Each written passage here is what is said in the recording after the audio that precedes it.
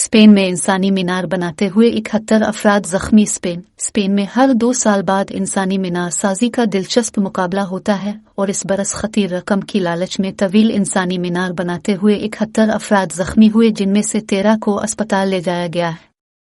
18वीं सदी से जारी इस खेल को देखने के लिए इस बार 11,000 से जायद शायकीन मौजूद थे। इस खेल में इनफरादी लोग एक दूसरे के कंधों पर खड़े होते हैं और इसे कैटलान रवायत का हिस्सा करार दिया जाता है। इस बार इनाम याफ्ता टीम के लिए 16,000 यूरो की रकम रखी गई थी। इस खेल को देखने के लिए दुनिया भर के सयाह यहां आते हैं। मकबूलियत की बना पर इंसानी मीनार के मुकाबले को 2010 में यूनेस्को ने सकाफती वर्से में शामिल किया था, क्योंकि ये कैटलान रवायत व तहजीब का एक अहम हिस्सा है।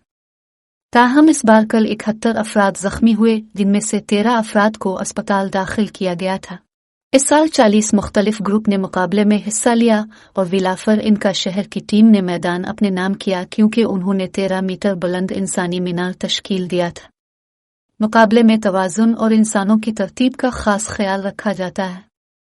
ताहम हल्के जिस्म और कद वाले अफराद को हेलमेट पहनाकर ऊपर चढ़ाया जाता है, लेकिन हतमी पॉइंट्स बुलंदी को ही दिए जाते हैं, जबकि सुर्ख हेलमेट पहने बच्चों को सबसे ऊपर रखा जाता है और वही इसका हतमी हिस्सा बनाते हैं।